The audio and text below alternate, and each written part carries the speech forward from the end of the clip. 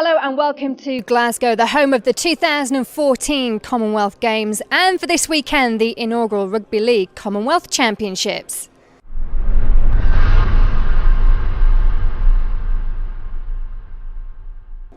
Yes, welcome to Scotland for this very special Nines event where 8 teams from 4 continents go into 2 pools to decide the best Nines in the Commonwealth.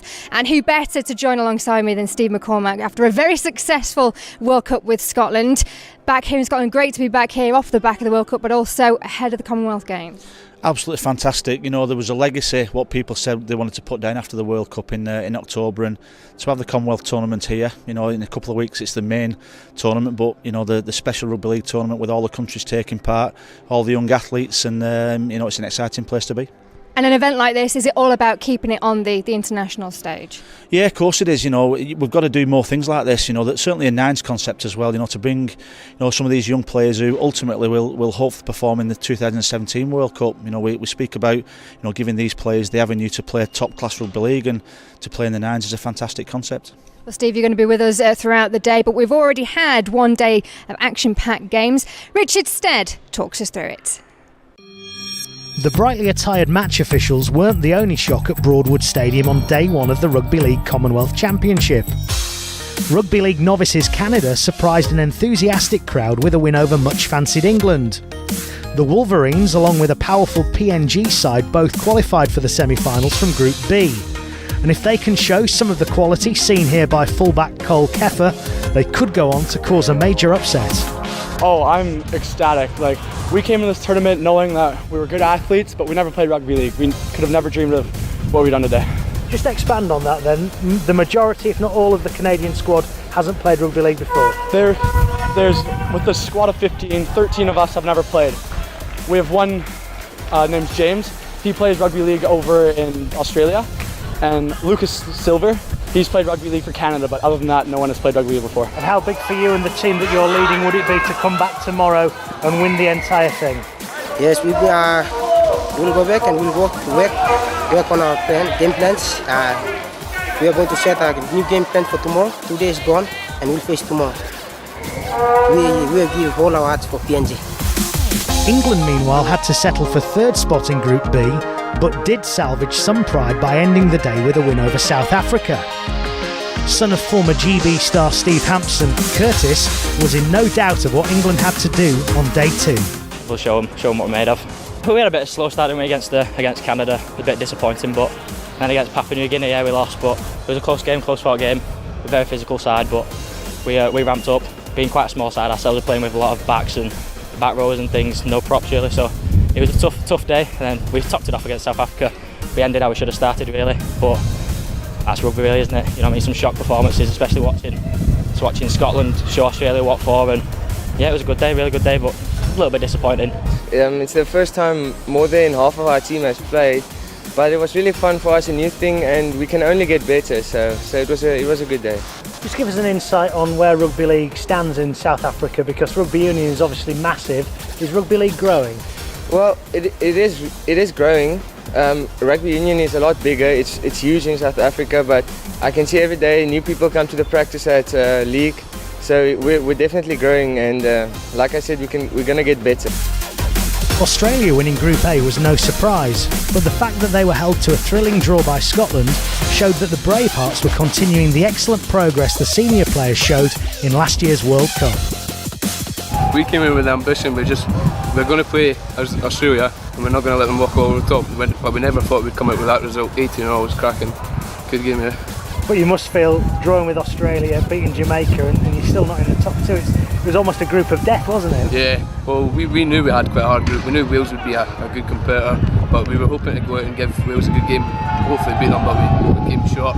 But beating Jamaica and then drawing with Australia, it's just unlucky, to be honest. The job's not done, we've still got another day, so the boys will be a bit upset over their last game, but we've still got another day and we've got to lift from here on out.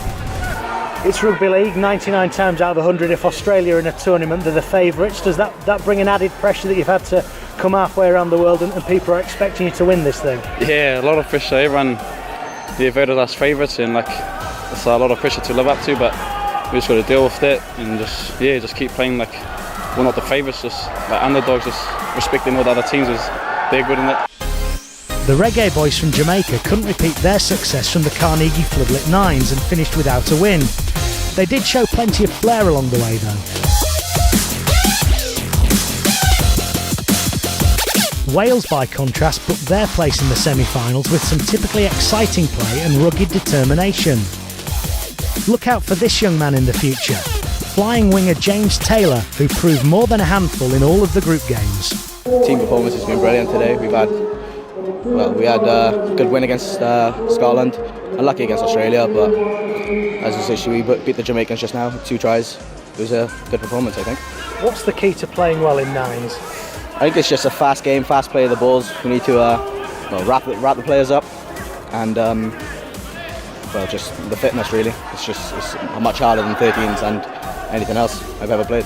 You're quite new to rugby league. Yeah. What do you make of the nines and the day itself, the event? I love it. It's brilliant. It's a great atmosphere. All the fans are great, and it's brilliant. Good experience for me, really. And how far can Wales go in this tournament? I want to get to the final. I just want to go all the way, to be honest with you, because I think we have the potential to win the game, and that's what I want to do. Yeah, we're going to refocus on. When we go back, we're going to sit down as a team, talk, and discuss all the problems, and then it's going to be good tomorrow. So that was the story from day one. And Steve, Canada causing a bit of an upset, beating England and then South Africa. Well, nobody expected that. Some of the performances from those Canadian players was unbelievable, really. I think when you saw the quality of the tries they've scored, and when they're playing against England the first game, I think a few of them played rugby league for the very first time today. So that's an unbelievable result, and not only to beat England but to back that up as well and to get a semi-final spot is fantastic. And for Scotland as well, a draw against Australia, who no doubt will come into a competition like this as favourites. Yeah, so near yet so far, but I think that's the only point, or the only time that a Scotland team has ever got a point against an Australian team, and the performance what they put in there, some of the young players and some of the actual skill levels, and to nearly beat them, but the Aussies have got that little special ability just to not get beat, haven't they? They're an outstanding team, so we'll take a lot of heart from that. For people at home that maybe haven't seen a nines tournament before, what can they expect? Is it a bit more fast-paced? Will it be different because it's on AstroTurf even? I think a little bit of both. I think the surface does go for a very fast game, but nines is fast, it's exciting, the skill levels are good. You've got outstanding athletes on there, so there's a lot more space for these athletes to exploit. And as I said, some of the action we've already seen from the first couple of games have been outstanding. Quick prediction from you. Who do you think we're going to see win, or maybe in the final, do you reckon? I think the PNG team, there's got some experience in there. As we said previously, they're quick, and some of the quality of tries they've scored is superb. But the Canadians, if they've started the tournament really well, so who knows what they can do. Steve, thanks very much for now. After this break, we'll have all the action from day 2 of the Rugby League Commonwealth Championship here on Premier Sports.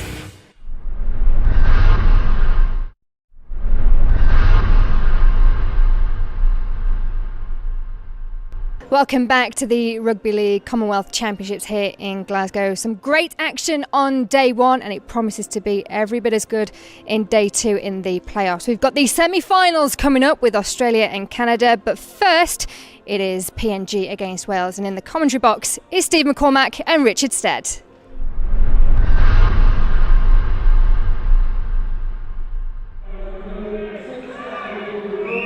Here we go then, the first of the 2 semi-finals this afternoon. Wales, who finished second to Australia in Pool A, taking on Papua New Guinea, the only side to win all 3 games yesterday, and the leaders of Pool B. For those of you new to nines, it's an 18-minute game, 2 9-minute halves, 9 players on the pitch, unsurprisingly at any one time, 15 in a squad, unlimited rolling interchanges. Also as well, just to dot the I's and cross the T's on the rules, drop goals instead of conversions, and taps are more than adequate instead of a restart as well after a try. Alongside me, Scotland head coach Steve McCormack. Steve, what is the art of playing good nines rugby league? I think similar to the 13-side game, you look at the skill levels, the pace in which they play, but this is played at 100 mile an hour. The PNG side in the previous games have been fantastic, and it's going to take some beating, I think, with regards to that. PNG then with first possession of the ball. It is the last tackle though, and in at dummy half for Papua New Guinea, it's Kahuna Silas, and he plays the ball, and it's a kick there from the number 4 Warren Blair, and he's turned the Welsh team around, and it's one of the standout players of the tournament thus far, James Taylor, collecting the ball to bring it back then for Wales. Wales with a real upset victory in some quarters yesterday, very, very nearly how they performed very early on when they were taking on Australia. They were leading by 10 points to 4 at one point, and they beat Scotland as well. Wales looking very, very good, but will they be up to it against a very physical Papua New Guinea team? Well, it's the Welsh in possession of the ball then, looking to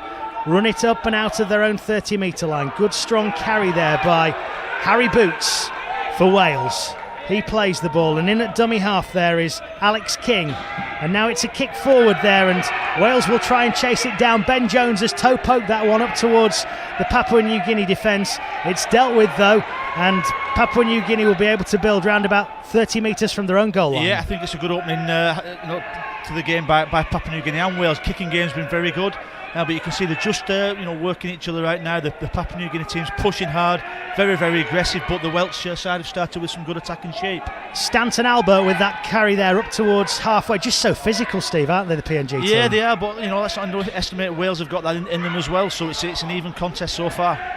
Number 1, John Raggi carrying the ball forward then for PNG. In at dummy half is Solomon Thomas Nandepe, and he will play the ball right there, just behind Nixon Barana Ugea. But he's able to catch it behind his back and carry the ball a further 5 metres forward. This is the last then. Silas in at dummy half. He plays it there to Glare. Glare with a cheeky little chip. Oh, great play, PNG. No, called back. Thought Bill Paul was in there to score the first try of the afternoon, but the referee has put whistle to lips, and it's a bit of a let-off for Wales. I think it's a great call for the referee as well. Bill Paul was probably a yard in front of the kicker, so tremendous refereeing there now, and I think it's a little bit of a let-off for Wales. Wales did hold the PNG side defensively, but that little bit of spark, a little bit of inventive play from the PNG side was just a little bit of ill-discipline as stopped them getting the points. Just from the games that I watched yesterday and so far today, Steve, it seems to me that it's the team that is almost playing the most ad hoc rugby, the most improvised rugby, seems to perform the best. I think so. I think probably your first game you play in a competition, you tend to have a little bit of structure, but as the games go on, you get a little bit more confidence. I think it is exploiting that space and playing a little bit of flair play, and I don't think it's no coincidence that both these teams have done that. And a big assist to Wales as well, that the majority of their squad, in fact all of their squad now from the South Wales Scorpions, as the ball heads out left towards Taylor, and Taylor has got some toe. Great pace from Taylor, he cuts inside, can he go all the way? That's a try saver of a tackle from Silas for PNG, 10 metres out. Quick play the ball maybe for Wales, and they will try and drive forward, and there's been an error there, has there, and it's going to be a PNG head and feed. What a fantastic run from Taylor there now. It was tremendous pace down that left hand side there. It was just an in and out run, but unfortunately for him it was a little knock on at the play of the ball, and not only was Taylor quick, it was the referee as well getting back quick as well, and that's a definite let off for PNG. These last 2 sets, one each from both sides, have been more what I've got used to seeing over the past couple of days, more traditional nines play, end-to-end stuff, and that's what PNG will have to do here if they want to score, go from their own 10. That's Anderson Benford there, who's tackled by the Welsh number 4, Paul Edwards. As there's some fancy footwork going on there from PNG, fancy but maybe not that effective as Wales stand firm. Jones and Edwards doing the tackling there. That was Raggi carrying the ball out for PNG. This time it's Thomas Nandepe up towards the 40 metre line, couple of metres shy in fairness. Now a centre field charge from Nixon Barana Ugea, and he again is stopped by a couple of meaty tackles from the Welsh defence. PNG will kick again. It's a good kick from Raggi, and it's a chase maybe for the PNG number 12, Paul. It's what they tried to do a few moments ago. They've got it that right that time, but they've not got that right. That ball has been lost forward, and rather as Wales did a moment ago, PNG have knocked on in a good position. It is, and in these semi-final games, it is all about taking your chances. And as you said previously, it was an offside kick in the play that they did before, so it's obviously something from the training ground. But I think you've got to give credit to Ben Jones as well. I think he was superb there getting back, but another let off for Wales. PNG, I'll lay my cards on the table, are my fancy to win the whole thing. I think especially if they look at how Scotland played against Australia yesterday. That's the way to beat the Australians. However, the Welsh have gone toe-to-toe with them in this opening half. Yeah, they have, and if you get to a semi-final of any competition, it suggests that you're an outstanding team. And as you said, these players have played together for a long time with a lot of Maested College and South Wales Academy. And Wales again heading out towards that left edge where James Taylor is able to carry the ball up, and he's sluicing through the PNG defence, and it's a real melee over on that far side. 4 PNG defenders in there to stop him at one point. Now it's going to be played through Curtis Davies towards centre field, carried forward by Connor Davies, wearing the scrum cap up to and over the 40. He seemed to drop the ball there for me. In at dummy half though, quick play the ball by Alex King, and now the referee may have been told by one of his touch judges that they saw what we did. It was definitely. I'm no wonder he dropped the ball. I think it was Stanton Albert what put a bone shuddering tackle in there as well, and both officials saw that, but a little bit scrappy now. I think they've had some outstanding chances both sides, but I think both coaches will be a little bit disappointed in once they've made that initial break, they're not backing it up with that next play. We've only seen one scoreless 9-minute half in the entire weekend thus far. That was in the Scotland-Jamaica game, which finished 4-0 to Scotland. Could we see another? Maybe not. Dixon Amaya breaking away. Oh, he's looking for a support there. Nobody with him. Amaya a bit too quick maybe for his own teammates. There's a player down for PNG. They've only got 8 players playing at the moment because some treatment for Warren Blair, and Wales are trying to break again through Taylor, and he is tackled. It's non-stop. The touch judges are on. It is. I think what's happened there now, he has passed the ball, the PNG player, and I think there's a slightly late shoulder tackle which has come in, and I think if they scored the try they would have allowed the advantage play, but I think they're going to drag this back and it'll be a PNG penalty. Well, the stewards are such a meeting over there, a meeting of minds of the 3 match officials. If someone does get sin-binned, it's a 3-minute sin-binning in the Rugby League 9, so let's see what action the match official takes. I'm not sure whether it warrants a sin bin to be fair, but let's keep it 9 on 9, and let's carry on the way we're going. Just speculating because of the length of time of the deliberations between the referee and his 2 touch judges, and someone is going to be spoken to here from the Welsh side, and he's pleading his case. There is the Welsh number 11, that's Morgan Jeffries. Was he the perpetrator of the crime? We don't know. I think a ticking off, as you say, Steve, will have that incident done and dusted. And it's still scoreless here in this first semi-final. Papua New Guinea against Wales, and PNG are going to kick into touch here. Which side has looked most likely to score for you? I think it's a 50-50 game. I think the little bit of inventive kicking game from the Papua New Guinea side, but Wales have got that flyer on the left-hand wing, James Taylor. So very, very even game so far. Silas will tap. Rugby will carry the ball forward. He's tackled by the Welsh defenders led by Curtis Davies there. Silas in again at dummy half, imploring the players to speed up the play the ball. That's a good strong carry by Joel Kapiaki, his first involvement in this game this afternoon. And again Silas waits. The ball is played. He plays it to centre field where Dixon Amaya has it. He feeds it along the line. It goes via Blair, who was down and injured just a moment ago, but that's great defence by Wales again. Very, very in-your-face stuff from Paul Edwards, as PNG will try and bring the ball back maybe towards centre field, but once again the Welsh side are in. That carry there from Stanton Albert for PNG, kicking a chase here on his own kick by the PNG number 4, Blair. Couldn't get to it in the end, the ball ran dead, and we've had it, Steve. No points in the first half, half-time here. 0-0 between PNG and Wales. How would you sum that up? Well, we mentioned before the game how good you've got to be with the ball to play nines, but massive credit to both sides there. I think the PNG side are very, very direct, very, very strong, very, very physical, where on the other hand you've got the Welsh team a little bit more, I would suggest, flair and a little bit more structure to their play. So you just feel as though the PNG side have got a little bit more in them with regards to unpredictability. But I think it's been a superb first half.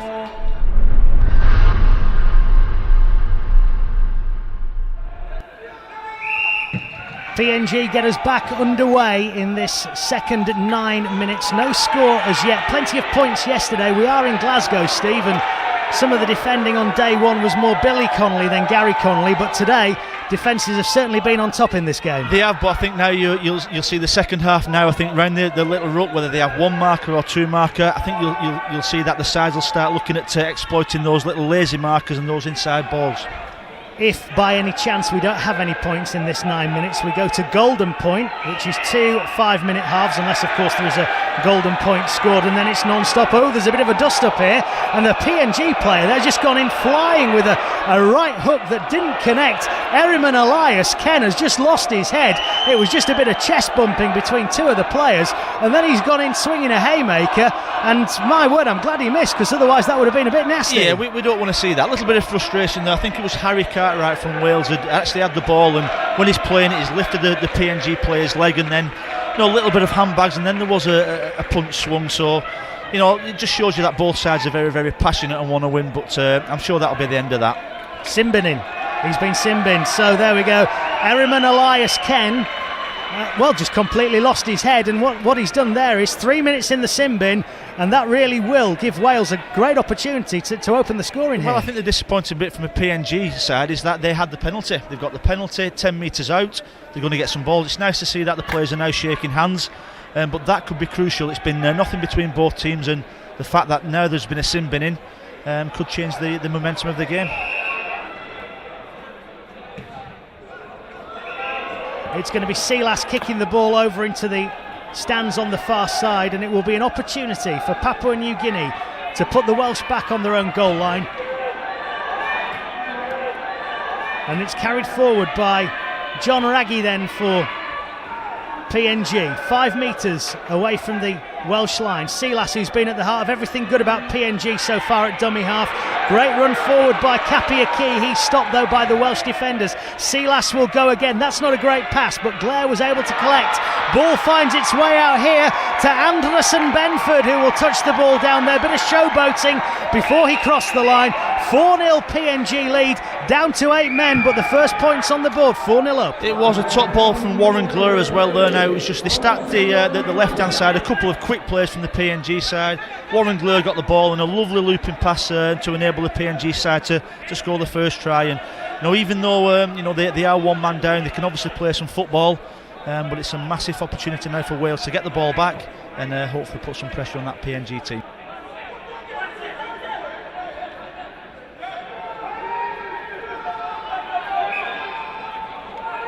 Well, I don't know what was said in the PNG ranks because my top piskin isn't up to much, but they went down to 8 and they've taken the lead on the scoreboard. 4-0, but Wales have it and they'll kick early. It's Edwards down towards the corner. Probably not enough length nor direction on it, but Anderson Benford, the try scorer, gave Wales a half opportunity by palming the ball in the air. Was that the right decision to kick so early? I'm not sure whether that's the right play. They've got the PNG team where they want them now, but you'd probably suggest that with an extra man advantage, they try and exploit that by using the ball a little bit more effectively than the early kick. 4-0 then, PNG lead, and they have possession of the ball back in their own 20. Defence there by Wales from Paul Edwards, and also as well running away from the Curtis Davies as well. PNG go again through Silas, who, as I mentioned earlier, has been involved in almost every single play the ball at some point, either in at dummy half or first receiver. Here, there and everywhere has been the number 14, and this time it's Blair carrying the ball, kicking the ball in fact. Spotted that Marcus Webb was a little bit in advance, but he's able to get back there under pressure from Benford, and he's gone into touch there as the Welsh number 3. Yeah, he did do the difference between that kick from the PNG side. It was a planned kick then. I thought initially he did really well, was Webb, but good positioning from John McMullen, the touch judge there now. It was a foot in touch, and the PNG side have got a fantastic opportunity. They've played better with 8. They have, and I think what's happened when they've got 8 now, the Warren Glure, the number 4 for PNG, has just thought, right, I'm going to have to stamp my authority on this game and get my hands on the ball and do a lot of organising, and he's been influential in, first of all, that first try, and second with this kick. One of the more experienced players, Glare, in the PNG side. He's a number 13 by trade, really, plays for the Lay Snacks Tigers. Your second team, that, isn't it? It is, yeah. Follow him every week. Yep. And Wales making an interchange. Taylor, who is the gun player for the Welsh, one of those coming on. In fact, it's a double interchange. So the Welsh trying to shore things up and get back level peggings. 4 points to 0. PNG lead here in Glasgow. It's the first semi-final of the Commonwealth Games 9s. PNG unbeaten so far. The Welsh, the runners-up in Australia's group, winning 2 and losing 1. And once again, it's Blair involved. He plays the ball there to Stanton Albert. Big, strong carry. Bullocking run there from the 13. Takes 3 Welshmen to drag him down and put him on his back. Blair is in at dummy half. He goes himself. Plays it to Silas. Nice pass. Nice try. Almost even better celebrations. PNG enjoyed that. Nice Nines Rugby League. They lead 8 points to 0. Well, you mentioned Nice Nines Rugby League though. That was really, really direct. I think it's all stemmed from that initial kick a couple of sets ago from Wales when it wasn't the most organised. The PNG side did exactly the same thing. Have got the ball back, and it was just a hard jump from dummy half and a fantastic try just under the sticks. Kahuna Silas with the try there. He's from Port Moresby in PNG. Well, in nines, as in normal 13-a-side, you can score in a split second. Really important, I would say, that Wales do score in this next set, just to give them an opportunity to maybe overtake the PNG side in the near future. Zach Williams from dummy half then takes the ball up towards the PNG 20. Good strong carry there from the Welsh number 9. Here's Rhys Davis. He's in at dummy half, playing the ball towards Curtis Davies. Now in turn, it goes left towards Ben Jones. Nice step again. Could be a great run. Individual effort there. Good try. Ben Jones. Bit of fancy footwork there from the Welsh number 1. You said they needed to. They have. They've scored. It's 8-4 with a kick to come. That was fantastic play. You'll see Ben Jones there now. It was a little block plays there now. And Ben Jones, 2 left foot steps straight under the sticks. Also popped the drop goal over. And it's game on, 2-point ball game. 8-6 then. Jones converting his own try. I guess we still say that in nines, don't we? Even though it's not strictly speaking a conversion. And, well, I wonder if it's any coincidence that PNG are about to be back to full strength there, because Wales have really, really come hard there at PNG and put them right back on their own goal line, scored that try, and now taken it to PNG, who are now attacking forward over the 30. That's a good strong carry there by Balilas, and he gets the ball away to Silas, and now he will be tackled by Paul Edwards 20 metres out. Played back to centre field via Raggy out towards Blair, and Blair is tackled on that occasion by Rhys Davies. This time Raggy is in at dummy half. A PNG try here might seal it, actually, the win you would feel, as Blair waits.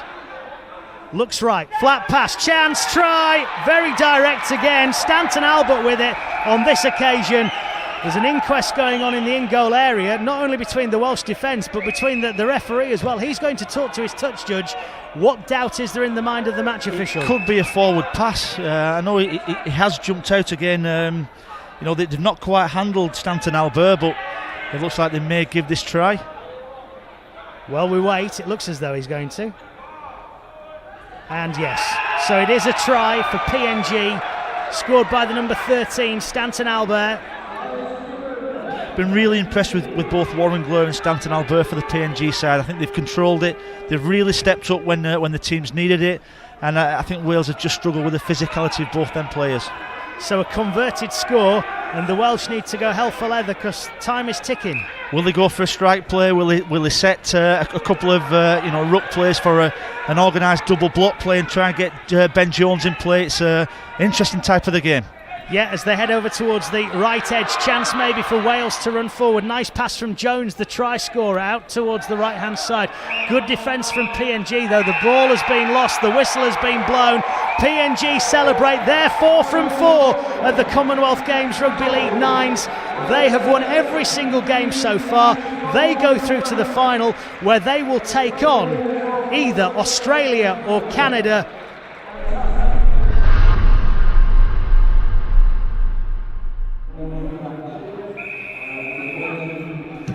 Semi-final 2 then underway here in Glasgow, and it's Australia who start things off. The left boot there of Chad O'Donnell, and Canada have first possession of the ball of the Canadian 15. 13 had never played a rugby league until they touched down here in Scotland this week. They're all rugby union converts.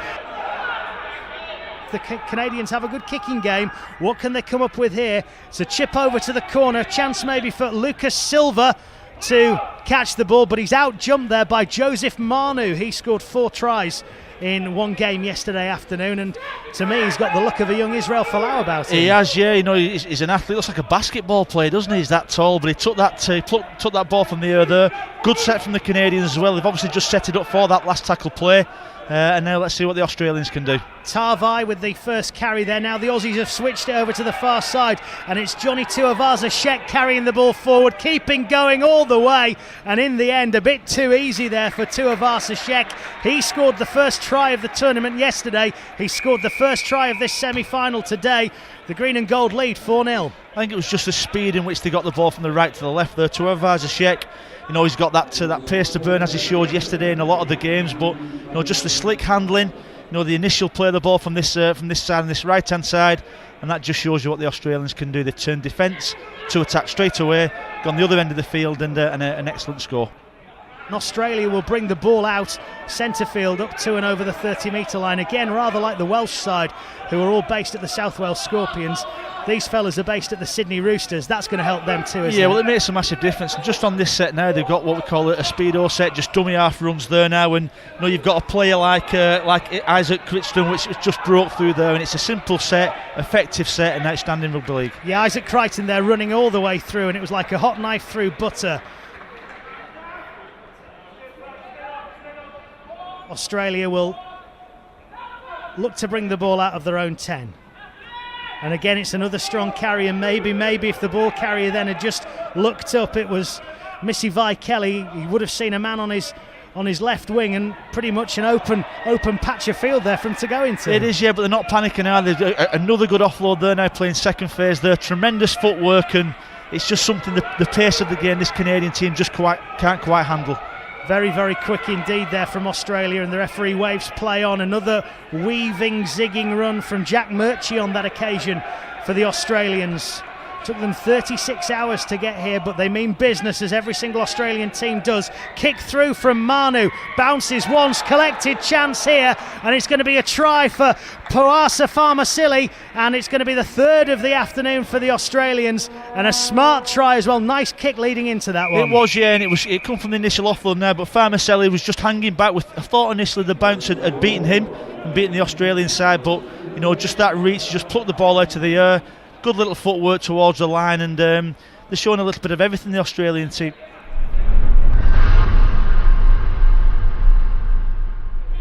I'm not sure of what the highest mountain is in Canada, but it would be a serious effort for the Wolverines.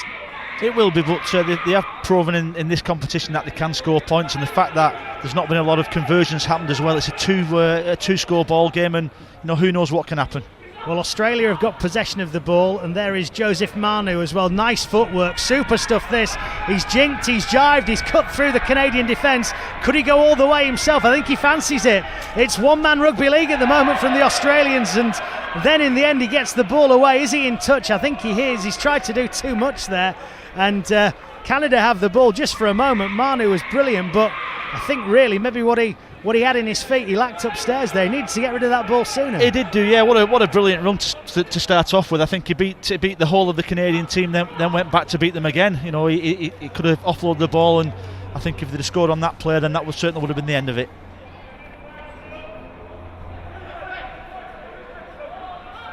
Just outside the 10. Now it's in the hands of Ryan King. King there is maybe looking for an offload, and it is basketball stuff, as you said. They look like basketball players, and that's how Australia are playing this game, just looking to tip and throw the ball around a little bit, enjoying themselves, you could say. Here's Missy Vi Kelly. Ball comes out, bit of a speculator, finds its way to Jaden Thomas. He's able to get the ball to Bernard Lewis, and Lewis is going to score. Yes, is he? No, just short of the line. Quick play the ball though. The Canadians are going to be vulnerable, and it is a try on this occasion. Ruben Porter is able to spin and put the ball down. It was coming, Australian pressure. Canada were trying to get the numbers back, but in the end the gaps appeared in the defence, and a good try that's probably put the cherry on top of the Australian cake. 16-0 Australia lead. It will be an Australia PNG final. From what you've seen, who do you like? I think both sides are contrasting in what they bring to the game. You've got the tall athletic side of the Australian side, who can score from any part of this field, and you've got the physical nature of the Papua New Guineans, a little bit unpredictable, good kicking game, and I think we're all set for a tremendous final. Missy Kelly nearly broke through, and I tell you who has. It's Jaden Thomas, and now it's a foot race. It's Thomas against Berner. Berner's got pace, Thomas has got more. Australia have got another try, and that's the 20-point mark breach for the Australians. Great try. They almost were listening to you there, Steve. They can score from anywhere on the pitch. The words from the man stood next to me. They have. It's Jaden Thomas. It's Australia leading Canada 20 points to 0. Canada will play Wales to see who finishes third, and the final will be contested between Australia and Papua New Guinea. Full-time score in our second semi-final: Australia 20, Canada 0. It's been a fabulous tournament so far, and there's plenty more to come right after this break.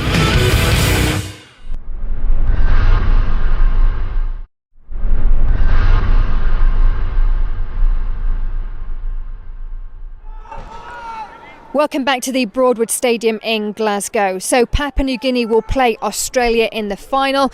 Let's see how the other teams finished from 8 to 3rd. South Africa spreading the ball over towards the left-hand side, but the number 5 for the South Africans, Dinah Martin, cuts back inside, manages to get the ball along the line there to De Prier. And South Africa 20 metres from the Jamaican line. This time it's Dinah Martin in at dummy half, plays the ball along the line there to Fortune. De Prier in at dummy half, plays the ball to Dinah Martin. Now in turn it's along the line, and South Africa with a chance here. Opportunity and a try. Opening try of this game there for Bertus Kutzer. South Africa break the deadlock. Lewis Price waits at dummy half. Looks right, goes left, going to go himself is Price. Round about a metre away from the line there. He's gone for a try, but he's been stopped short. Good South African defence. This time Gale is in. Plays the ball to Anarchy. Anarchy is stopped.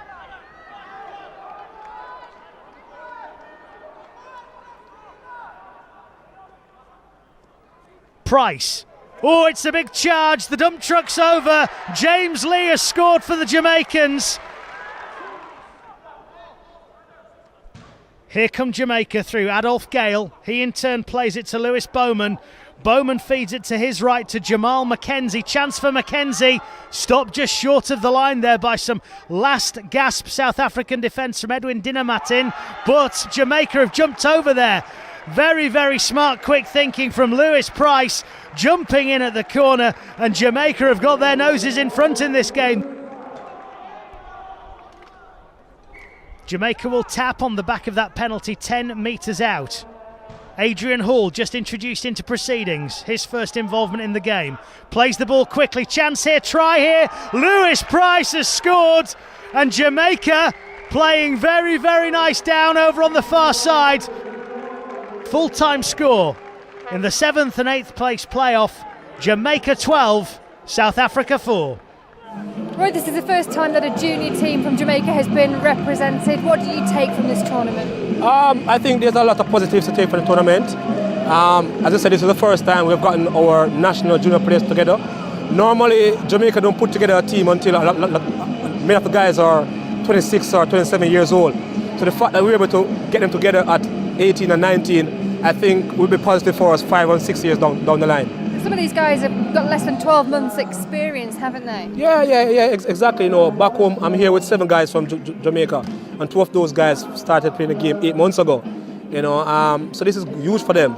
They'll be able to go back home and tell the guys that, you know, the game is huge worldwide, and hopefully there'll be some spin-offs from that.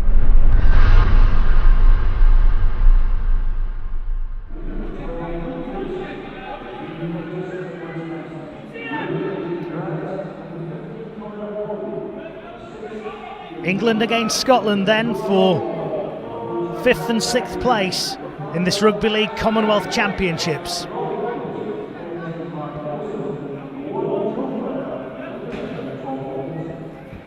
Chance for Scotland here. Lewis Clark plays the ball out. It's collected by Harvey Burnett.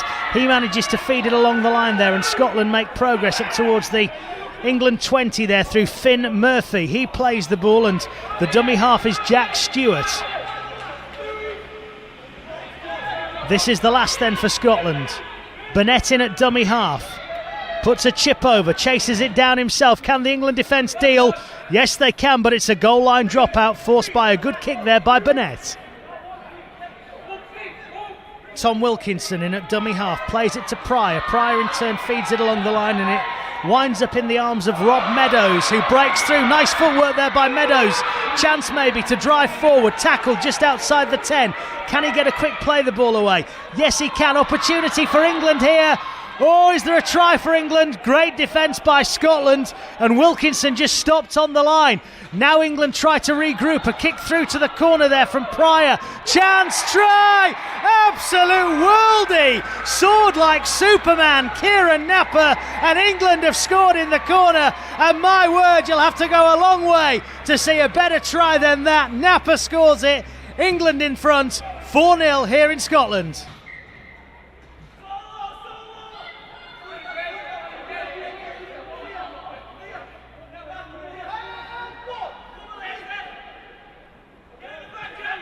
Scotland then trying to hit straight back from that Napper try, and that's a good strong carry there by Oliver Murray. Again, the busy Jack Stewart in at dummy half. He's got outside him Finn Murphy, and the number 14 is very, very close to both the sideline and the England goal line as Stewart comes in again. Arrows the ball into the chest of Harvey Burnett. And the man who's just signed for London Broncos is stopped just shy of the line. Stewart's over. Quick play the ball from Burnett. Stewart deserves that. He's played well throughout the tournament and he scored Scotland's opening try in this game. 4 points apiece, England-Scotland. This is the last. What can Clark conjure up? They run it down the far side. Harris puts the kick in. Was it played at? No, still the last. Clark, no. Six more, says the referee, and Scotland in a really, really good position. Chance maybe here for James Jones to get over the goal line. He's stood up by 3 England defenders, and then England have been caught out for offside. Scotland tap then, 3rd set in a row here on the England line. Good pressure from the Bravehearts, good defence from England. They're trying to escort James Jones into touch over on that far side. Here's an opportunity maybe for Shane Toll to drive towards the line. Again, Joe Pryor among the England defenders doing well. Harris plays it to his left. Here's an opportunity. It's the big number 10, Oliver Murray, who's going to have not only the England defence but the uprights to contend with her. They keep him out. Harris at dummy half. Burnett steps inside 1, 2. He's going to be held up over the line. Great defence there by England. Burnett pressuring down. Scotland, though, dominating at the moment. And Burnett will jog back to 10 metres out. And they'll come again. Stewart in at dummy half. Plays the ball to Clark. Clark still going. Clark is in for Scotland. And Scotland extend their advantage. Nice play. It was coming. 3 sets in a row on the England line, and in the end, the defensive wall was breached by the Bravehearts, and they lead by 10 points to 4. Monster restart there by Harris. Scotland lead here in this 5th and 6th place playoff by 10 points to 4. And England have knocked on inside their own 20. Monster restart. Harris did well to get it. Scotland's head and feed then. Inside the England 20. The Bravehearts lead here, 10 points to 4. Into the second half, and Burnett there with a strong left arm carry, right arm fend. He takes some bringing down, does the man who signed for the London Broncos, and he plays the ball there. And this time it's the busy hooker, Jack Stewart, who takes the ball up to within 20 metres of the England line. Now Harris is in at dummy half. Looks to his left, plays it along the line there to Clark. Clark in turn feeds it to one of his teammates, and he's got an offload there to the number 9 Stewart. That's a crunching tackle, and thought he'd injured himself just for a moment there, but he gets up, plays the ball, and Burnett goes for the line. Scotland looking for the killer blow, and can Burnett deliver it? No, England have held him up, and that's the second time that Scotland have been held up over the line, and he may well have lost the ball forward as well there. I think he has.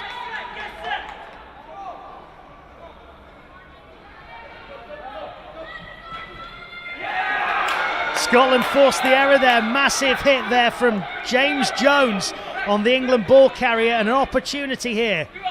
This time it's Harris stepping inside Nicholson. Still going Harris. Takes 2 England defenders to bring him down. Scotland very much on top in this game as Stewart goes in at dummy half, flings the ball left there to Clark, and Clark is tackled in the shadow of the uprights there as Scotland look to seal the deal in this 5th and 6th place playoff.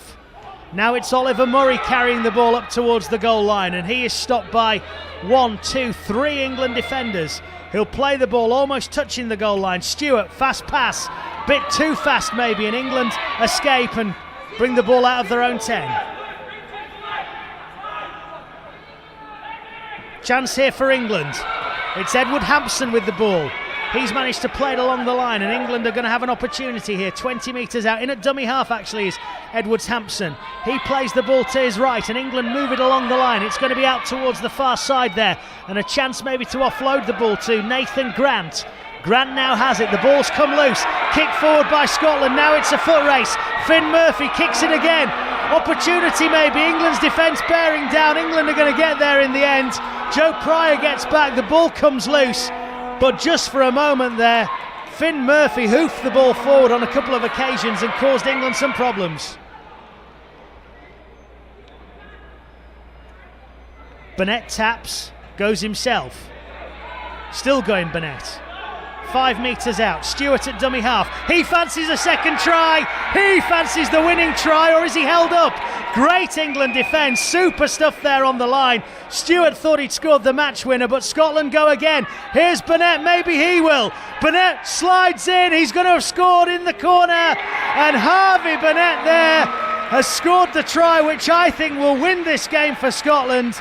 They lead 14 points to 4, not long to go in this second 9 minutes.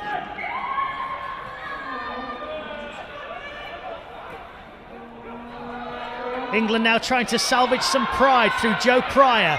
He gets the ball away there to Edwards Hampson. He in turn plays it along the line to Connor Holliday.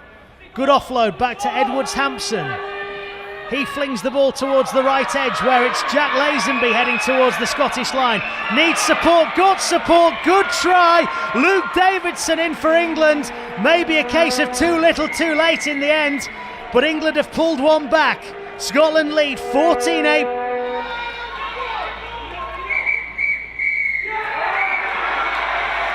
Very, very popular result here in Glasgow. Scotland have seen off England by 14 points to 8. It means the Bravehearts finish 5th in this tournament, whereas England will head south of the border, finishing 6th. Full-time score in the 5th and 6th place playoff.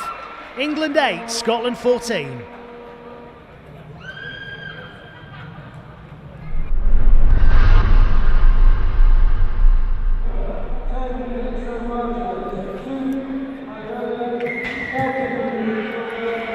And we're underway in this 3rd and 4th place playoff between Wales and Canada. The winner of this game not only finishing 3rd, but will be awarded a bronze medal. There's an early error in the game, and Canada have coughed up possession and given Wales a real opportunity here.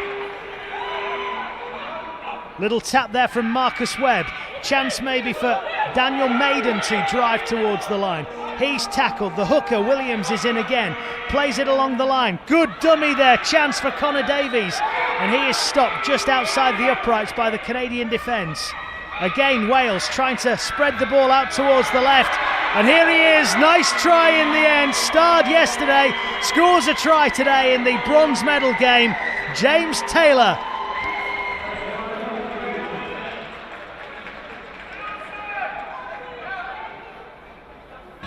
Keffer off the back of the scrum. That's Welsh for Canada charging in. He's tackled 25 metres out. Now an opportunity for Powella to drive towards the line. He's stopped though in his tracks by Paul Edwards. This time Hignell waits patiently at dummy half. Canada have loaded a lot of men on the left side, but now they've decided to switch the play. Keffer is moving to first receiver, but Powella goes himself. He's again stopped inside the Wales 10. Now Hignell. Hignell there flings the ball. Bounces once into the arms of Burner. Burner manages to play the ball out. Try for Canada. Matt Gallagher in on the far side. Canada hit back. They've levelled things up here in Glasgow. It's the 3rd and 4th place playoff, and it's Wales 4, Canada 4. Gallagher with that try. Wales then in possession of the ball. That was Fester with that carry. Oh, a chance for Keffer. Keffer has intercepted. Keffer could race away here. He's been hunted down by King. I don't think King's going to catch him. And Cole Keffer slides in. And Canada, who were trailing in this game, they've not played competitive rugby league until this weekend. They're not showing it this afternoon. Keffer with a try there for Canada. The Wolverines in front. Will there be a shock in this third and fourth place playoff? Canada lead 8-4. Now Wales will try and switch play over to the left. Nobody's taking the kicking tee off. It doesn't seem to have disturbed the Welsh though. Chance for them to go in here. Running away from it, Marcus Webb. And he's managed to run the ball up towards the left-hand side of the uprights to make it a bit easier for a drop goal conversion.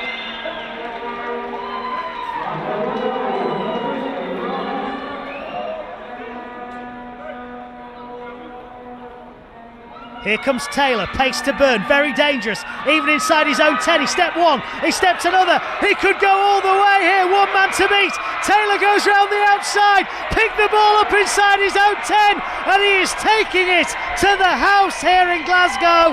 Taylor has gone the length of the pitch, dives in, flings the ball away, and the Canadians look punch drunk because Wales have come out in this second half. 2 quick tries, and you won't see any quicker than James Taylor. Wales lead 14-8.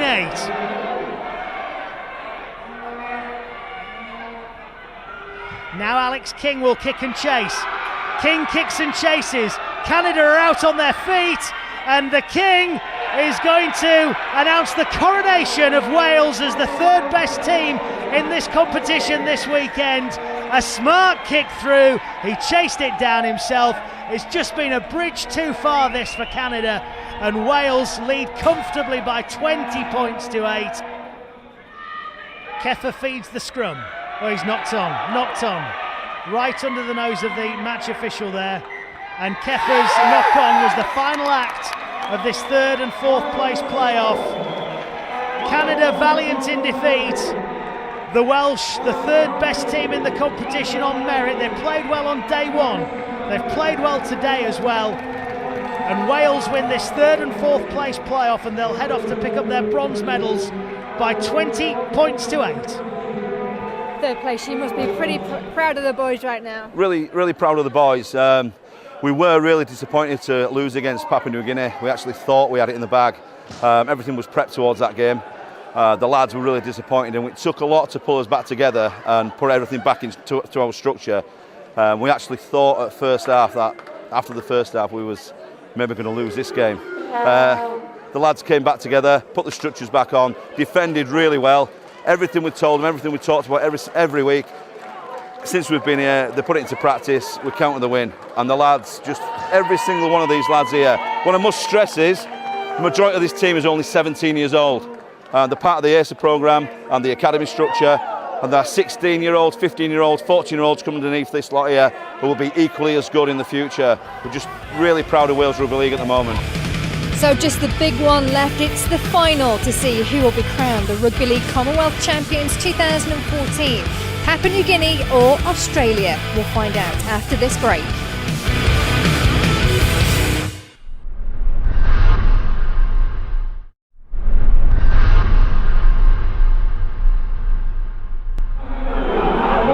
Welcome back to Glasgow as the teams are on the pitch for the final of this inaugural Rugby League Commonwealth Championship. Commentary from Richard Stead and Steve McCormack. 19 games, over 100 tries. This is game 20, and the tries in this game will almost count double. This is the big one.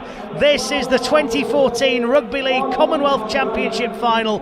It's Australia against Papua New Guinea. For me, it's a coin toss. For Steve McCormack, it's a prediction, please. It's a coin toss for me as well. Two contrasting styles, as we've mentioned earlier, but if you'd have watched the first couple of games both these sides have taken part in, you would have picked these two teams as the finalists. So we've both got splinters in our bum because we're sat on the fence, but it's PNG who've got ball in hand first, and they will try and bring it out of their own 30, and that was carried forward by Solomon Thomas Nandepe. But Australia managed to drag him into touch, but that's a penalty against the Australians. They're disputing the call there. I think it was Chevy Ellis leading the the calls for that not to be a penalty, but as Silas puts the ball into touch, Steve, was that the right decision? I think so, yeah. I think certainly pulling into touch, and I think they actually gave a stealing of the ball. So, good start from Papua New Guinea from the attack right from the kick-off, and they got a good opportunity. So PNG take the ball up towards the Australian half. That's carried forward by Nixon Barana Yagea, and he will play the ball there into the welcoming arms of Dixon Amir. Now Silas plays it to the right. That's Clare. He in turn feeds the ball along. Chance here for Stanton Albert. He plays the ball back in. Opening try. Swan dives in, and Warren Clare scores the first try in this game. Australia caught napping. PNG celebrating the in goal. They lead 4-0 with a kick to come. Wow, what a start there. And it's these two players again, as we've seen throughout this tournament. Warren Glur, everything that this PNG side does, he's at the hub of it. And obviously you've got players like Stanton Albert just running that line, blasted through that line, and as all good players do on the support on the inside. Fantastic start from Papua New Guinea. And it'll be just how the Australians react now, Steve. And they don't react well. They've dropped the ball. Spilt there as it was charged forward by Poasa Farmasili. And PNG have got an opportunity to double up. It's carried forward with a hop and a step by Bill Paul. The Australians muscle up in defence and drag PNG back outside the 40. This time it's in the hands of Stanton Albert. And he is 35 metres out. Good strong carry again.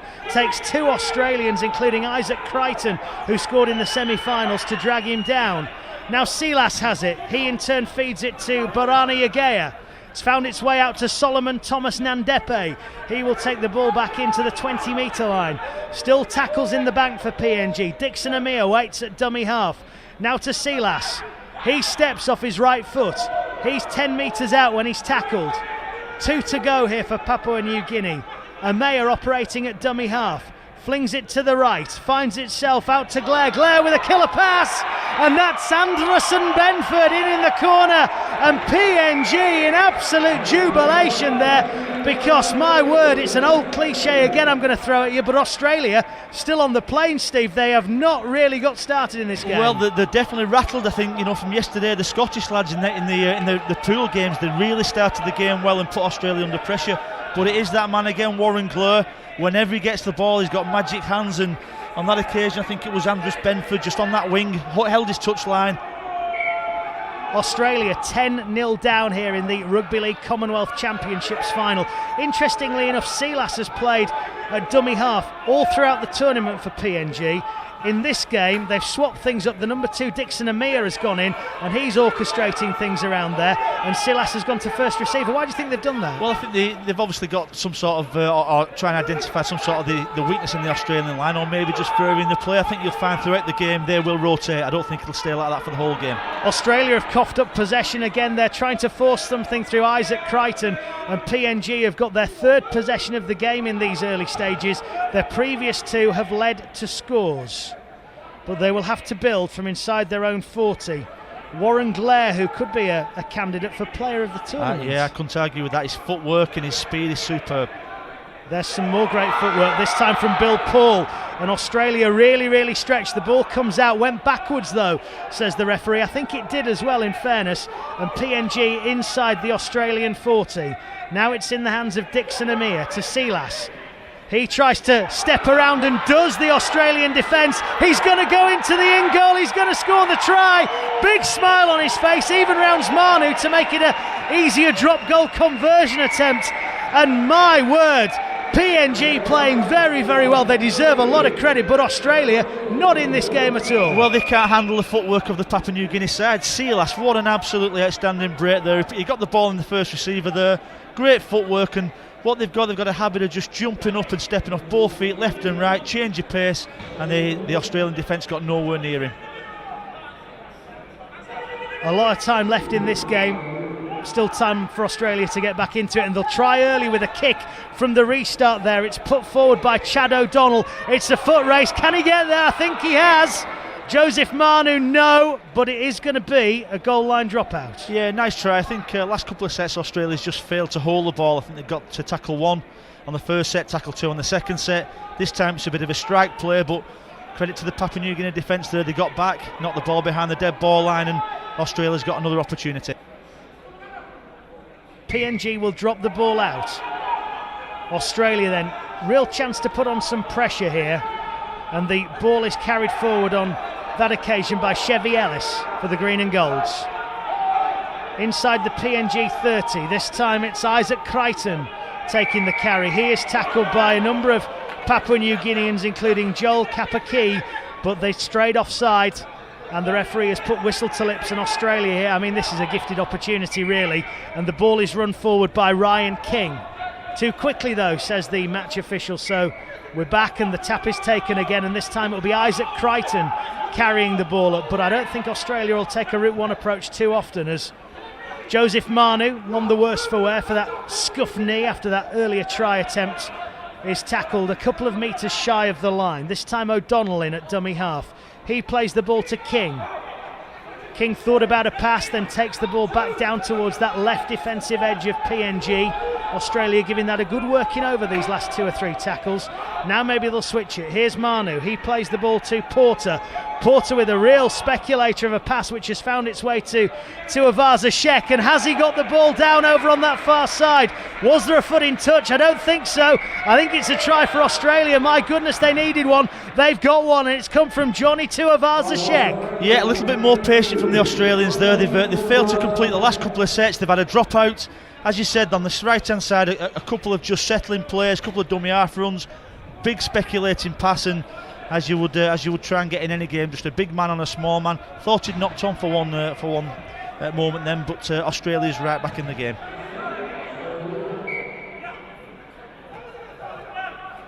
Australia know that they're really going to have to cross that white line on a few occasions. Yeah, and as all Australian sides do, they've got that in them, haven't they? They've got the ability that they're very unflatterable, they're very consistent, and you can't bet against them scoring more points. But this Papua New Guinea side, the way they've started, absolutely explosive, but they've just started to panic a little bit, not force the Australian defence into any pressure, and you can't afford to do that against them. Few verbals between the PNG players there. I don't think that Silas was happy with Elakim Lakara's effort there, and the ball bounced off the knees of Kapiaki. So a bit of dissent in the PNG ranks, but they are on top as the half-time whistle goes. Yeah, I think if you'd have offered them this score at half-time, they'd have snapped your hands off, wouldn't they?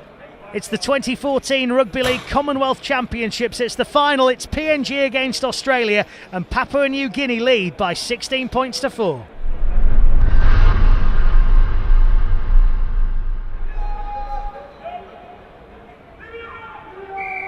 9 minutes left of the 2014 Rugby League Commonwealth Championships. 9 minutes for PNG to hold on to a 12-point lead, 16 points to 4 up against Australia. Although that's probably not a great way of saying it, because I don't think they're going to be holding on, Steve. I can see both teams scoring more tries in this game. I think so, yeah. I think the Australian side will certainly start to throw the ball about a little bit, and as evidence suggests in the past few games, they can score from any point on this field. So I think there'll be plenty of points in it yet. Oh, some flying in tackles there from PNG, and Manu is able to step round at least 4 of them. Great fend as well, but he's lost the ball there. And just for a moment, the PNG discipline looked a bit flaky. It did do, yeah, and they've shown a few signs of that as well. And it just shows you what threat Manu is. In the previous games as well, he's held on to those balls and got through and scored some points. But on that occasion, he's knocked on, and it's just gifted PNG some great field position. Silas plays the ball. There's a little hop and a step there from John Raggy. He had a good semi-final. He's not featured quite as much in this game just yet. That ball has been stolen by Australia, so PNG will have a penalty, and that's a silly one to give away. It's an identical start to the first half, isn't it? Australia's given another penalty away. On that occasion in the first half, PNG scored from this next play, and we'll see if this happens again. Well, it's going to be Blair putting boot to ball, and Australia have been backed up onto their own goal line because PNG will be tapping 10 metres out. And if Papua New Guinea score here, this could well be the try that means they'll be heading back over to Port Moresby with the gold medal as far as the Commonwealth Championships is concerned. But that's not done and dusted yet, my word. Strong carry there from Stanton Albert. Australia do well to stop him, 5 metres short. There's Amir in, plays the ball along the line. That's Claire to Silas, and he is stopped just in front of the uprights. The Australians getting numbers in there in defence, and Silas is wrestled onto his back. Now it's a chance for Dixon Amir maybe to dive over from dummy half, but once again the wall of green and gold stop him from doing so. Silas now plays the ball to Blair, step and a touch and a bit too much. Maybe didn't need to do that on that occasion. Yeah, maybe overplayed a little bit, probably the right option there, but put a little bit too much power on that kick, and I think that's let Australia off the hook a little bit. You know, they were looking a little bit jaded, and that's just gifted them a little bit more field position, so they'll be disappointed with the back end to that set. Bernard Lewis with the tap there in the first carry in the set then for Australia, and now a real opportunity to open up some space through Johnny Tuivasa-Sheck. He scored a try in this game and he's got some toe, and he was able to round the outside of the PNG defence. This time a more direct approach from Missy Vaikeli, but he only gains around about 3 or 4 metres. Again, the PNG discipline seems to be going, and at the moment Stanton Albert seems to want to cause a bit of a dust-up, and Tuivasa-Sheck has gone in as the peacemaker. Yeah, they're just making it a little bit messy around that ruck area, the PNG side. I think they realise that, you know, the Aussies have got a couple of players that can play that ball exceptionally quick, and when they get a quick play of the ball, that's when players like Manu can hurt you. So they're getting numbers in that tackle, they're making it messy and trying to slow this Australian side down. Porter with the carry then for Australia. Ellis waits at dummy half. Sheck was an option, and Australia there have been pulled up for one of those much talked about penalties this season. I think it was, yeah. I think that certainly was obstruction there. I think he was looking to get behind the block hole. Maybe he should have given that because he got straight through, but that's a good call by the referee. John Raggy then takes a quick tap. He's lost the ball, and after such a high intensity and thoroughly enjoyable first 9 minutes, this second half hasn't really got going. Yeah, really scrappy, maybe playing into the Australians' hands here as well, because you know, they never really hand the ball over in their own half to the PNG side in the first half, and they've done it twice so far, and that maybe suggests they're getting a little bit tired, and it's just inviting Australia back into the game. Opportunity then for this Sydney-based team, all from the Roosters club, as Lewis plays the ball out to Tuivasa-Sheck, and he is tackled 20 metres from the PNG line. This time it's in the hands of Vaikeli, and he's difficult to put down, and that could be a penalty as well, but I don't think the referee was actually looking. Now it's played in towards centre field via King, carried forward on this occasion by Manu. He is stopped 15 metres away from the line, and King will go in at dummy half. He'll scoot to the right, looking for an opening. He's found one, he scored! King is in, King has scored for Australia, the number 24, and Australia right back in this.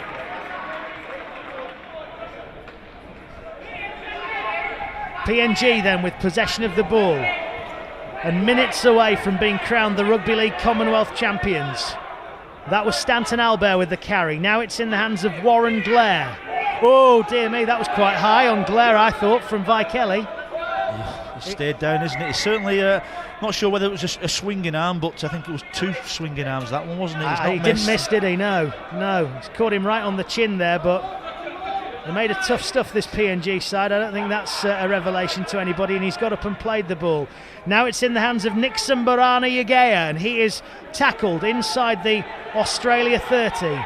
Silas is in, plays the ball to the left-hand side, and Solomon Thomas Nandepe takes that carry. Defending done by Chad O'Donnell, among others, on the far side for the Australians. Here's Silas again, plays the ball to Josiah Mano Jimmy, his first involvement, and the ball has made its way out towards this right edge, carried forward there by Albert. Last tackle this. There's Blair. Blair plays the ball. Chance maybe for Bill Paul to dive over the line, but in the end, maybe again the wrong option by PNG. Maybe should have switched the play. Yeah, possibly, but you know, they're handing the ball over at maybe the best position here now, right on the Australians' line, and I think you've got to give credit to the way the Australians defended that man on man. Got up really, really quickly and didn't allow the PNG attackers to get through the line. So penalty again to Australia. So they're still in this game. Very much so. It's coming to an exciting climax here in Glasgow this afternoon, ahead of the Commonwealth Games proper. And Steve, as a Rugby League man through and through, how much would you like to see Rugby League in the Commonwealth Games proper? Yeah, well, this is what this tournament's all about today, just introducing the sport into it. It's a fantastic concept, and you know, it's a sport that's growing and growing. Legacy from the World Cup in 2013, and I think anybody who's been here today and yesterday will certainly see what product we've got. Powasa Farmasili with that carry. Now it's in the hands of Crichton, played along the line to O'Donnell. He in turn finds Manu. That's Bernard Lewis, and Lewis cuts back inside. Australia still shy of halfway at the moment, and it's going to be Chad O'Donnell in at dummy half. The feeling some of these names you're hearing in this final you might hear on Premier Sports in NRL games in a couple of seasons' time. No doubt these players will be featuring, and maybe over here in Super League and the Championship too. Johnny Tuivasa-Sheck, that's a name you already hear at the top level of the game over in Australia. His brother, of course, already playing and playing to a very, very high standard indeed. Chad O'Donnell with a kick over to the far side. It's a foot race. PNG underneath it, and that's a really, really good catch by the Papua New Guinea defender under pressure from Jack Murchie. He was under massive pressure. Murchie was an onside chase as well. They put him under massive pressure, but they're big players then. We speak about the attacking players and the big players which score tries, but little things like that, catching the ball under pressure, can certainly win you this game. Silas in at dummy half then as PNG up centre field on their own 30. That's a really good scoop from Silas. He's through, he's got one to beat, he's got silky feet, he might go to the corner, and Silas, that's been Porter, but they've not got him, still going, and there we are, the Papua New Guinean side have certainly been on the neeps and tatties in Glasgow this morning, because that to me is the try that will crown them the Rugby League Commonwealth Champions 2014. And from one of the players of the tournament as well, he's been up there and involved along with the likes of Warren Blair and Dixon Amaya in this final. A wonderful individual effort from Silas. Absolutely fantastic, and it was one of those what happens next ones then. We thought he'd got through the initial line there, got round the full-back, we thought he'd got caught. Two of the Australian defenders collided with each other, enabling to go under the stick. So he's been fantastic, and some of the individual play, the skill and the excitement that the Papua New Guinea side has brought to this competition has been superb. Here is Claire to add the extras, and well, we're right behind that kick. And Blair likes it, he likes it a lot, and no wonder, because the whistle goes as well, and Blair kicks one right on the whistle, and the PNG side, well, honestly, it's an absolute eruption of emotion. We know that rugby league is regarded as almost a religion over in PNG, and to turn the Aussies over on foreign soil and to be crowned the Commonwealth champions, look at their faces, Steve, absolutely brilliant. Well, I think it's priceless for it. I don't think you can underestimate how good of a win this is, not only for these group of players, but for the country of Papua New Guinea. It is their national sport. I think they've made great strides in having a team in the Queensland Cup in Australia, and the side coming over here, playing against a much fancied Australian side with some superstars in there. They have been absolutely amazing in this tournament, and I think it's befitting of everything that's going on in Papua New Guinea. Steve, thank you very much. Presentations on the way, but the full-time score in the 20th and final game of the 2014 Rugby League Commonwealth Championships here in Glasgow. It's finished Papua New Guinea the champions 22, Australia 8. Fell at the final hurdle. I know you'll be disappointed with that. Yeah, it is disappointing. Papua New Guinea played well, but we just turned too much ball over to them. We didn't complete, and that's what happens in this game. They scored points, and we just didn't respect the ball enough, unfortunately. Dennis, congratulations. We saw how much it meant to them, but just in words, tell us how much that win means. Thank you. It's a very big win for the boys.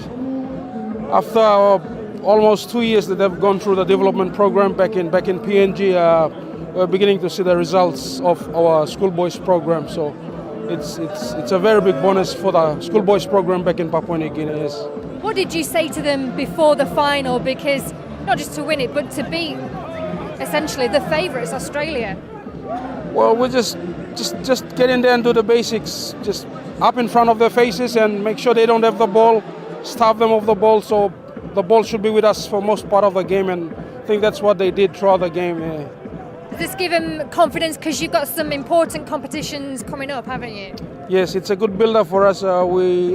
These boys will be looking forward for the next part of the development program. We also have our South Pacific Games coming up, and some of these boys will be representing the country in those games as well.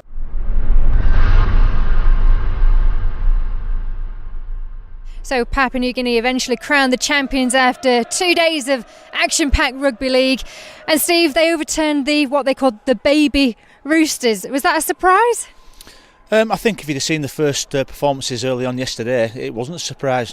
They've been brilliant. Papua New Guinea thoroughly deserve everything. They were skillful, powerful. You wouldn't like to play against the Papua New Guinea side, and it was thoroughly deserved. So no surprise to me. I suppose what happens from here on in? Where do they take that win? How closely are they working with senior squads? Well, I think that can only help. They've introduced the side into the Queensland Cup. Who's doing really, really well. You've got players in there now that maybe get into that side. I think they have got a couple of players who are in that squad, but it's good for the game. You've got the level of the Papua New Guinea national team is certainly needs to improve from the World Cup performances and competitions like that, and winning the competition has been fantastic for them. But for the rest of the teams as well, there's certainly stars of the future out there. Yeah, that's what this tournament's all about. There's always players that jump out of a box, with regards to maybe playing for the full national teams, and we've had some stars out here. The Welsh side, what about some of the tries that they've got? The Australian side, the Scottish side, everybody, the Canadian side. It's been a brilliant tournament, and hopefully some of these players can kick on and play for the full national teams. A great promotion for the sport as well. There'll be a lot of perhaps newcomers to rugby league here as well. Yeah, and that's what it's all about. From a Scotland point of view and a Glasgow point of view, I'm a big believer that if you see the sport, you take part in the sport, you'll never go away from it. And tournaments like this, I think it's been very successful. The NRL Nines has been successful. You look at that, Rugby Union also do the Nines, and it's successful. So we need to do more, and hopefully this is a springboard for future things. Any particular players that kind of stood out for you? Were there several out there? I think there's several. I think you could have named 5 or 6 from the PNG side. I think the Manu from Australia was really good. But I think to single any one player out from the tournament would maybe be unfair. Some of the Canadian players who've never played rugby league before have really shone in this tournament. So I think there's some future stars, and I think there'll be a few Super League clubs and some NRL clubs certainly wanting to pick some of these from that. Steve, thank you very much for joining us. Well, that's it for the Rugby League Commonwealth Championships. Papua New Guinea beating Australia in the end. From Glasgow, bye for now.